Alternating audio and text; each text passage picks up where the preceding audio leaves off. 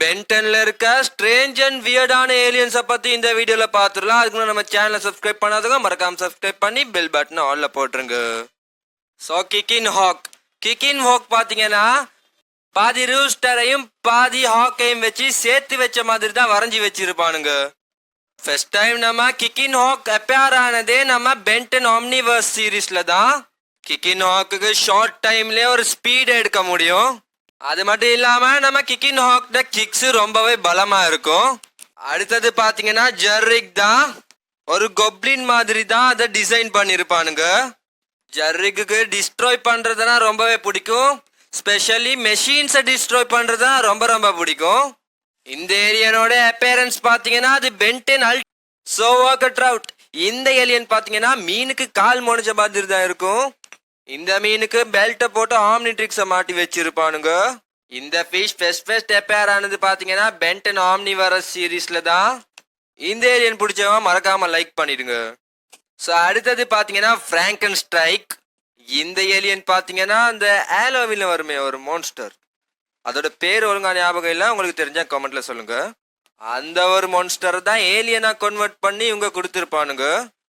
என்ன டிஃப்ரென்ஸ்னா பேக்ல மட்டும் 2 குச்சி மாதிரி கொடுத்துருப்பானுங்க.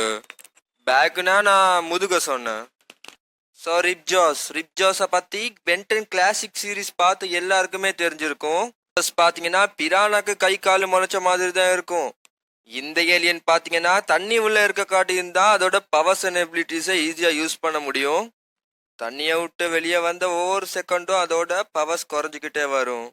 இதோட இந்த வீக்னஸ் நினைச்சாதான் எனக்கு மனசு கொஞ்சம் வலிக்குது. ரிப்ஜோஸ் பிடிச்சவா மறக்காம லைக் பண்ணிடுங்க. ஸோ அடுத்தது பாத்தீங்கன்னா இந்த ஏலியனோட பேர் வாயில வராதனால இந்த ஏலியன் உருவத்தை பாத்தீங்கன்னா ஹாம்ஸ்டர் மாதிரி இருக்கிறதுனால நான் ஹாம்ஸ்டர்னே கூப்பிடுறேன்.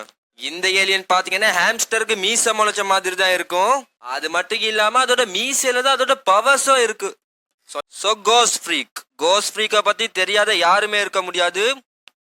இந்த ஏலியனுக்கு தனியா ஒரு ஃபேன் பேஸ் இருக்குன்னு நினைக்கிறேன். எனக்கு பர்சனலா பிடிச்ச one of my favourite alien கூட சொல்லலாம். இந்த ஏலியனை பத்தி நான் எதுவும் எக்ஸ்பிளைன் பண்ணவே தேவையில்ல.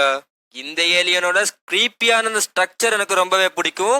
கோஸ்ட் ஃப்ரீக் பிடிச்சவங்க மறக்காம இந்த வீடியோ லைக் பண்ணிடுங்க. அடுத்தது பாத்தீங்கன்னா டோய்பேக். இந்த ஏலியனும் கொஞ்சம் கிரீப்பியா தான் இருக்கு.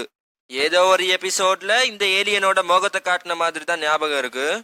இந்த ஏலியனோட பவர்ஸ் அண்ட் எபிலிட்டிஸை பத்தி எனக்கு எதுவும் பெருசா தெரியல. எத்தனை பேருக்கு இந்த ஏலியன் பிடிக்கும்னு மறக்காம கமெண்ட்ல சொல்லுங்க. ஸோ ஹை காய், இந்த ஏலியன் பாத்தீங்கன்னா எல்லாருக்கும் ஓ மேல தாண்ட கண்ணுன்ற மாதிரி இந்த ஏலியனுக்கு உடம்பு முழுக்க கண்ணுங்க. இந்த ஏலியனும் கிட்டத்தட்ட ஒரு மான்ஸ்டர் ஃபீல் தான் கொடுக்குது.